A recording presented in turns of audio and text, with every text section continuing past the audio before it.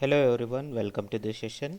In this session we are going to look into the system protection and why system protection is required. First, like as a computer systems have become more sophisticated and pervasive in their applications, the need to protect their integrity has also grown.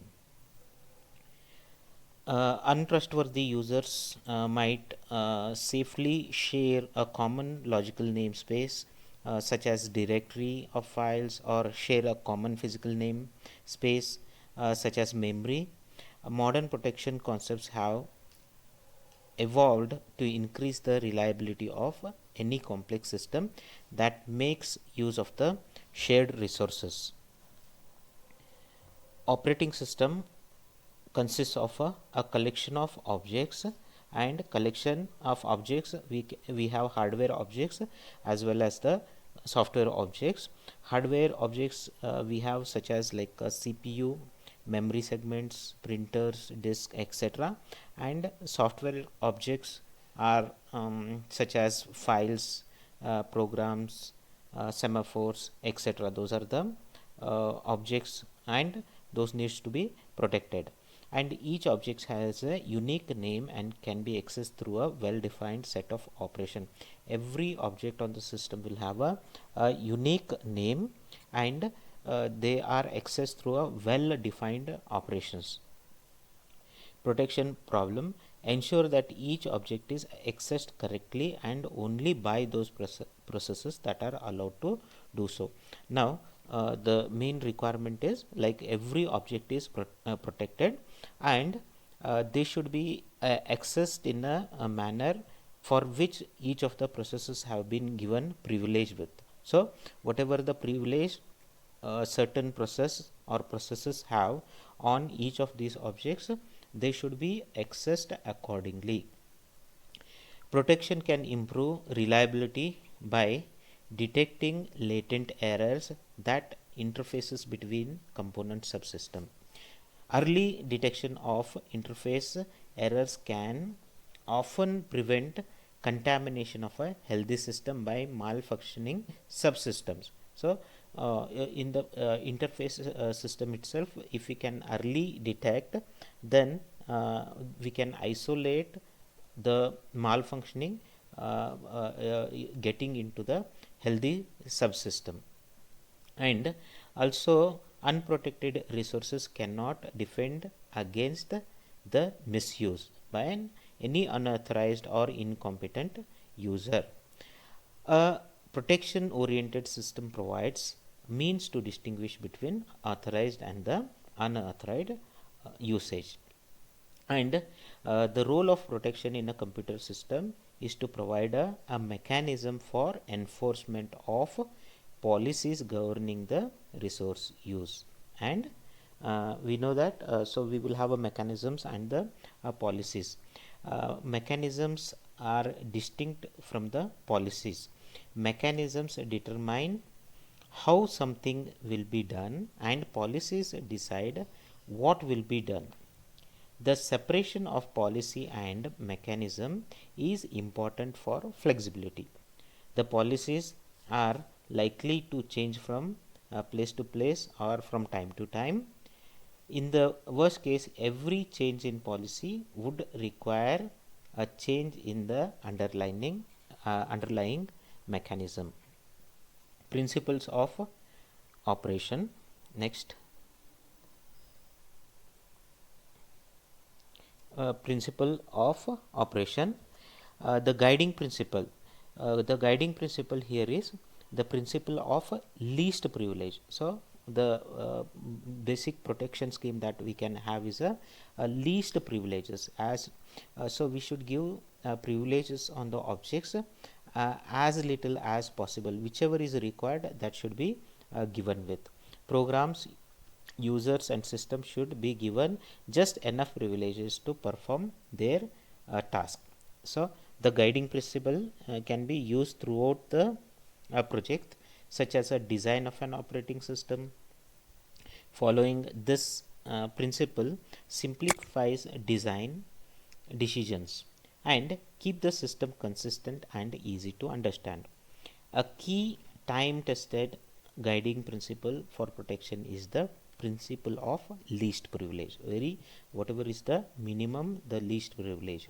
It dictates that programs, users, and even subsystems be given with enough privileges to perform their task only. Next is a domain structure. The a computer system is a collection of processes and objects, and already we know that the objects are, we have the hardware objects and the software objects. Hardware objects, example CPU, memory, printer, disk, etc. And software objects such as it can be files, programs, things like that. And each object has a we already know it has a unique name that differentiate it from all the objects in the system, and each can be accessed only through a well defined and meaningful operations. Objects are essentially we can think them as a objects as a abstract data types. Okay, the operations that are possible may depend on the object. So what kind of operations that are possible, it will depend on the object itself. For example, on a CPU, so on CPU what kind of operations we can have, we can have only execute. On CPU we can have only execute operation. Suppose we have a memory segments. Okay, in case of a memory segments, what kind of operations we can have? Read operations can be done, or write operations can be done. And for the same memory segments, suppose if we have like a CD-ROM or a DVD-ROM, there is no write operation, there is only a read operation. Suppose we have a tape drives, then we can be having operations like read, write, and also rewind, because these normally these tapes are used for the backup purpose, as the storage which will be relatively less accessed. So that's one good example of a backup. So there we have to rewind. Suppose if you want to load particular sector of the tape. And data files, for what kind of operations we can have on the data files, we can create and we can open, read, write, close, delete. So those are the different kinds of operation we can perform on the program files, or any regular files. Program file will have additional task or the operation such as execution. Programs can be executed as well. And whatever the just we talked about, such to facilitate such scheme that we just talked about, a process operates within a protection domain. So every process works on a particular protection domain, which specifies the resource that the process may access. So every domain, it will specify the resource that the process may access.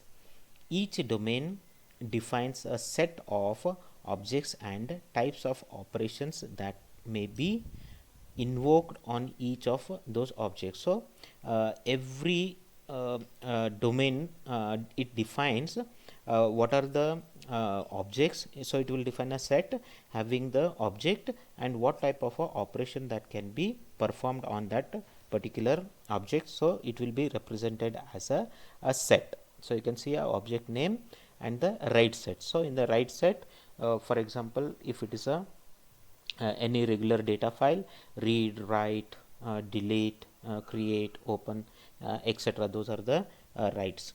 The ability to execute an operation on an object is an access right. So that is called as a access right.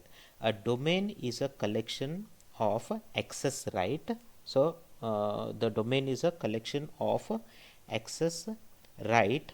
A domain is a collection of access right, each of which is a ordered pair of a object name. It's a ordered pair of a object name and the right set. In this particular example, you can see here, uh, so we have domain structures D1, D2, D3, and in case of a D1 we have a you can see a object. This is a set object. O3 has a writes set. In the write set it has a read and write. Under this particular domain, when we have working under this domain structure, the object 3 has a read write access, object 1 has read write, and on object 2 we have only the execute.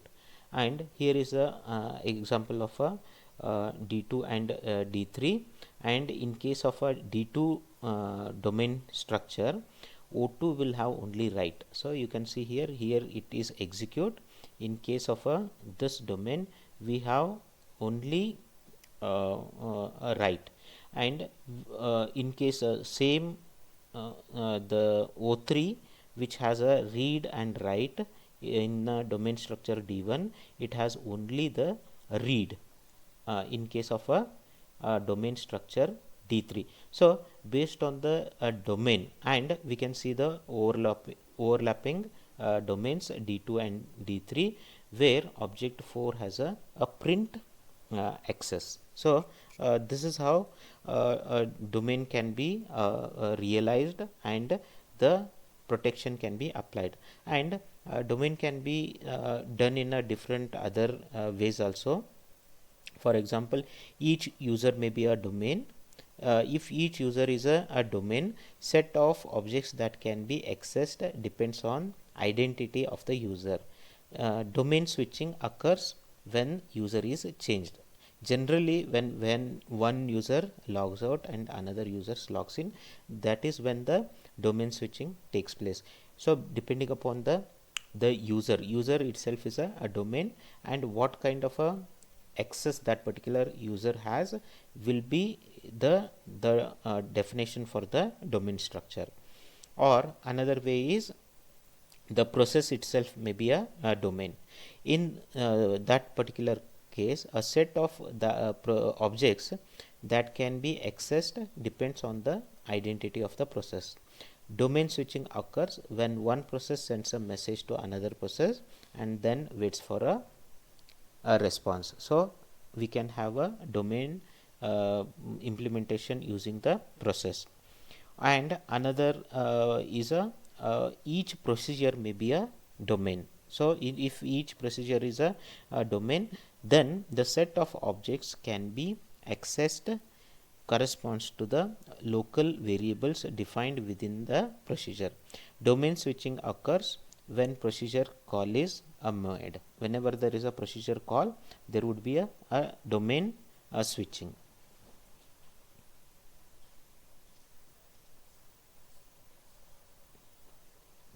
Okay, domain implementation in Unix. In case of a Unix, we have there are two domains. One is a user and a supervisor. So based on the user ID, domain is equal to user ID, domain switch accomplished via file system. So here the switch is accomplished via the file system. Each file has associated with it a domain bit. Okay, so it will be having a domain bit, and when the file is executed and set UID, user ID is on, then what happens is the user ID is set to the owner of that particular file being executed, and whenever the execution completes, the user ID of that particular execution will be reset. User ID will be reset in that particular case. So here is the example of the domain implementation. An example, Multics. In this particular case, in the Multics system, the protection domains are organized hierarchically into a ring structure, and each ring corresponds to a single domain. And Multics has a segmented address space. Each segment is a file, and each segment is associated with one of the rings. A segmented description includes an entry that identifies a ring number. In addition, it includes 3 access bits to control reading, writing, and the execution. The association between the segments and the rings is a policy decision with which we are not concerned here. So here what we have is a like it would be in the rings domain would be in the rings structure, and for example, we have DI and DJB, any two domain rings, okay, any two domain rings in between the 0 and n minus 1, and if j is less than I, then that means the domain DI, the domain ring DI is a subset of the domain ring DJ.